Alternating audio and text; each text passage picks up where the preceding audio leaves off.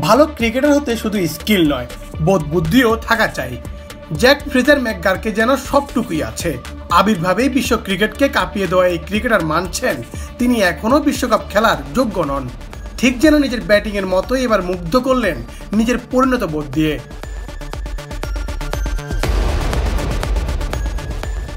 চলমান আইপিএলে দুর্দান্ত পারফরমেন্স দেখাচ্ছে দিল্লি ক্যাপিটালসের Aussie batter Jake Fraser McGurk.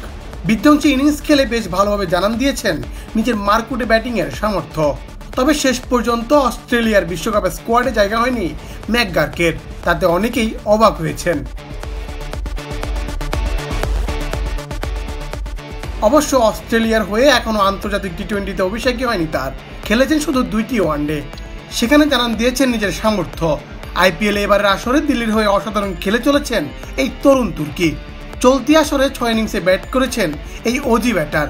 3 ম্যাচে 50 করার পাশাপাশি স্ট্রাইক রেটটাও ঈর্ষণীয় 233। মাত্র 15 বলে 50 করেছেন 2 বার। লিস্ট এই ক্রিকেটেও দ্রুততম সেঞ্চুরির মালিক ম্যাকগার্ক, করেছিলেন 29 বলে সেঞ্চুরি।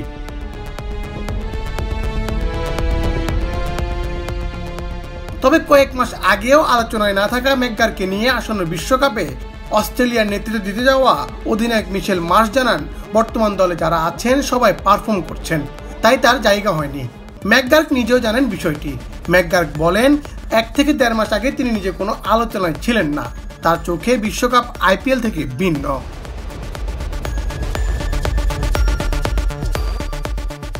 ম্যাকগার্ক বলেন বিষয়টি দুইভাবে দেখা যায়। বিশ্বকাপ দলে সুযোগ পেতে আমি কি করেছি সেটা দেখতে পারেন।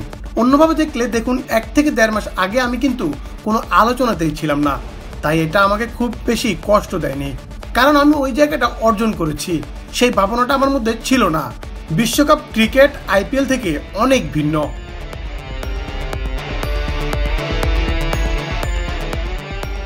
ম্যাকগার্ক জানেন দলে জায়গা পাওয়া কঠিন, তাছাড়া ব্যাটিং অর্ডারেও নিজের জায়গা দেখছেন না এই তরুণ।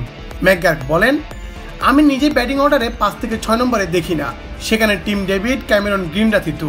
এই বিষয়ে আমি এভাবেই ভাবি, স্কোয়াড কেমন হতে পারে সেটা তারা হয়তো 1 থেকে 1.5 মাস আগেই আন্দাজ করেছিল। দলে জায়গা পাওয়াটা কঠিন। ডেভিড ওয়ার্নার আছেন, যিনি 3 সংস্করণে আমাদের সর্বকালের সেরা ওপেনার। ট্রাভিস হেড আছেন, যিনি গত 18 মাস ধরে দুর্দান্ত করছেন। এরপর মিচেল মার্শও এমন, এবং সে আমাদের অধিনায়ক। Munna Chandra Das, BD ক্রিক time.